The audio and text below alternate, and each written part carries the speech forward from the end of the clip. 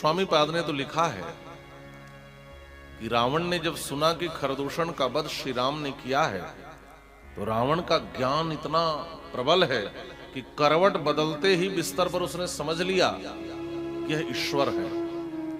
खरदूषण मोहिषम बलवंता इन्हीं को मारे बिनु भगवंता। रावण का ज्ञान इतना उच्चतम है। तो रावण ने कहा यदि ईश्वर हैं तो चलो परीक्षा ले, और उसने नकली मृग भेजा। और राम जी जब पीछे पीछे दौड़ने लगे तो रावण ने कहा नकली मृग को जो न पहचान पाए वह ईश्वर। अरे ईश्वर होना तो दूर की बात है, बुद्धिमान राजकुमार भी नहीं है, नहीं तो जान जाते कि सोने का मृग होता नहीं है। पीछे पीछे दौड़ रहे हैं। और दूसरी बात यह कि अयोग्य भी लगते हैं। अयोग्य समझ करके ही पिता ने इनको अयोध्या से बाहर निकाल दिया होगा, वन भेज दिया होगा। अयोग्य क्यों? का जिनके तर्कस में मैं बाण ही से देख रहा हूं, इसको तो ज्ञान है शस्त्र अस्त्र का। बाण जिसके तर्कश में है, जो प्रयोग कर दे तो मारीच को मार कर यहां ले आएगा, लेकिन फिर भी पीछे पीछे दौड़ रहे हैं। इसका मतलब यह योग्य भी नहीं है, अयोग्य राजकुमार है। पिताजी ने घर से बाहर निकाल दिया होगा। मैं तो वैसे ही परेशान था कि यह तो ईश्वर है। रावण की अपनी कसौटी है सोचने की। लेकिन यह विचारणीय जरूर है कि जयंत के पीछे एक सीक को ब्रह्मास्त्र से अभिमंत्रित करके छोड़ दिया राम जी ने, तो तीनों लोकों में वह बाण दौड़ाता रहा। तो क्या राम जी को पीछे दौड़ने की जरूरत है? वह तो बाण छोड़ दे महाराज तो तीनों लोकों में चला जाए तो बाण मार कर ले आएगा। फिर राम जी पीछे पीछे दौड़ क्यों रहे हैं? चूंकि श्रीमद् वाल्मीकि रामायण में जयंत की कथा जानकी जी ने सुंदर कांड में हनुमान जी को सुनाया है, तो मैं इसी क्रम से वहां पर उसको लेता। और श्री रामचरितमानसकार ने अरण्य कांड के आरंभ में ही एक बार चुनि कुसुम सुहाए निज कर भूषण राम मनाए सीते पहिराए प्रभु सादर बैठे फटिक शिला पर सुंदर, यही से आरंभ कर दिया। तो आप सच में विचार करें कि जिस श्री राम के पास ऐसी योग्यता है, जो बाण मार दे तो मारीच को मार कर ले आए, फिर पीछे पीछे दौड़ क्यों रहे हैं? प्रभु पीछे क्यों दौड़ रहे हो? इस पर थोड़ा विचार करें। जब ये मारीच चला ना आज मृग बनकर, तो मारीच समझ गया कि आज तो मरना ही है। और जब देखा राम जी पीछे दौड़ पड़े धनुष पर बाण चढ़ाकर, तो पक्का हो गया कि अब आज तो मरना ही है। तो मारीच ने एक प्रार्थना करी, ठाकुर जी हमने सुना है कि मरने वाले की इच्छा पूरी की जाती है, और मेरी भी एक इच्छा है। मम पाछे प्रभु धावत धरे सरासन बाण, पुनि पुनि प्रभु ही बिलोकियों धन्य नमो सम। मम पाछे प्रभु धावत धरे सरासन बाण। हे ठाकुर जी हमारी आखिरी इच्छा यही है कि सारी दुनिया आपके पीछे दौड़ती है, और मैं चाहता हूं कि आप एक बार धनुष पर बाण चढ़ाकर मेरे पीछे दौड़ जाना।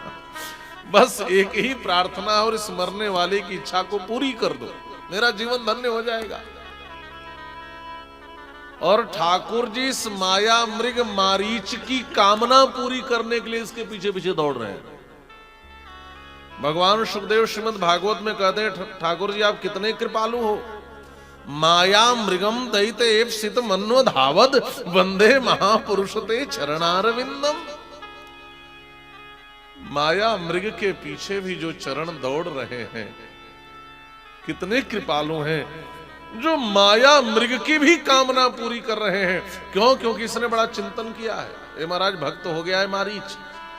वृक्षे वृक्षे ही पश्यामी चीर कृष्णा जिनांबरम, ये तो भक्त का ही लक्षण है, जो हर कण में भगवान को देखे। सर्वम विष्णुमयम जगत, हम लोग रोज कहते हैं सिय राम में सब जग जानी, करो प्रणाम जोरी जुग पानी। कहते तो हैं लेकिन समझते कहां है ना? हम कहते हैं दुनिया में जितने लोग हैं उनको श्री सीता राम मैं समझकर प्रणाम करो। इतनी व्यापक दृष्टि। सर्वम विष्णुमयम जगत, सारा जगत ही विष्णुमय है। और मारीच के जीवन में ऐसा हो गया, वृक्षे वृक्षे ही पश्यामि चिर कृष्णा जिनांबरम, उसको तो हर वृक्ष पेड़ पौधे पत्ते में भी राम दिखाई देने लगे। तो भगवान ने कहा इतना बड़ा भक्त हुआ है तो चलो इसकी कामना पूरी कर दें। तो राम जी मारीच के पीछे पीछे दौड़ रहे हैं। यहाँ गोस्वामी जी भी कहते हैं निगम नेति शिव ध्यान न पावा, माया मृग पाछे सो धावा। निगम भी नेति नेति कह करके पुकार उठते हैं, पार नहीं पा पाते। ब्रह्मा और शिव भी अपने ध्यान में जिसको पकड़ नहीं पाते, आज वह परमात्मा इस माया मृग मारीच को पकड़ने के लिए पीछे पीछे दौड़ रहे हैं। जिनके पीछे सारा संसार दौड़ता है, आज वह माया मृग के पीछे दौड़ रहे हैं, इसकी भी कामना पूरी कर रहे हैं। और जब काफी छल करके दूर ले गया, तब भगवान श्री राम ने बाण का संधान कर दिया। वह बाण जाकर के मारीच के हृदय में लगा। म्रियमाणस्तु मारीचो जहोताम कृत्रिमाम तनुम। और जैसे बाण लगा उस मारीच को, वैसे कृत्रिम तनु का त्याग कर दिया। जो बनावटी शरीर था मृग का, उस शरीर का उसने त्याग कर दिया और अपने असली रूप में, उस राक्षस के रूप में आकर के मारीच ने राम जी की आवाज में हा सीते हा लक्ष्मण ऐसा पुकारा, सदृशम राघवस्येति हा सीते लक्ष्मणेति च हा सीते हा लक्ष्मण, ऐसे पुकार करके और मर गया। एकदम राम जी की आवाज में पुकारा, मायावी है ये। और जैसे ही मां जानकी के कर्णपुट में जैसे ही ध्वनि गई, वैसे जनक नंदिनी जानकी जी आहत हो गई। लखन भैया से कहती है, भैया भैया आपने सुना, प्रभु किसी घोर संकट में फंसे हुए हैं भैया, वो बहुत आर्त होकर हम दोनों को अपनी रक्षा के लिए बुला रहे हैं। लखन भैया ने कहा, मैया कैसी बात करती हो। पहली बात तो यह कि इस त्रैलोक्य में कोई ऐसा वीर पैदा नहीं हुआ जो हमारे राघव भैया को इतना आर्त कर सके। अवध्य समरो रामः, मां राघव भैया समर में अवध्य है, कोई उनके छाती का भेदन नहीं कर सकता है। आप कैसी बात करती हो, नैवम तुम वक्तुम अर्हसि। मां राघव भैया कभी इतनी आर्त पुकार नहीं कर सकते।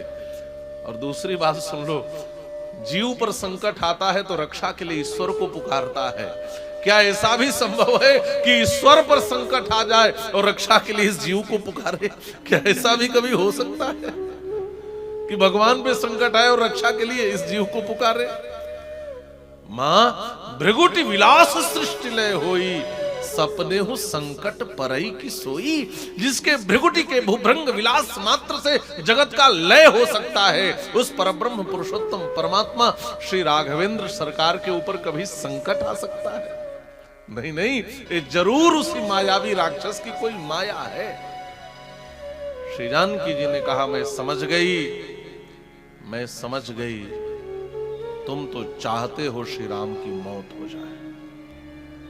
और श्री जानकी जी ने यहां फिर बड़े कठोर शब्दों का प्रयोग किया। तुम तो इसीलिए पीछे पीछे आए हो, मैं समझ गई, तुम चाहते हो श्री राम की मौत हो जाए और तुम मुझे पालो, तुम मुझे पाने के लिए पीछे पीछे आए हो। तुम्हारी कामना कभी पूरी नहीं होगी लक्ष्मण। सुदुष्टस्तुम वनम एकम एकमे को नुगच्छति मम हेतो प्रतिच्छन्नः प्रयुक्तो भरतेन वाह। तुम मेरे लिए पीछे पीछे आए हो। अनार्य करुणारंभ नृशंस कुलपांसना। अरे अनार्य, अरे करुणारंभ, अरे नृशंस, अरे कुलपांसन। तू अपने भाई को इस स्थिति में जान करके भी तू यहां खड़ा है। इससे समझ में आ गया कि तू क्यों आया है। अरे अनार्य, क्या क्या नहीं कहा, अरे कुलपांसन, अरे करुणारंभ, अरे नृशंस, तू जाता क्यों नहीं? बहुत कठोर शब्दों का प्रयोग श्री जानकी जी ने यहां पर किया है।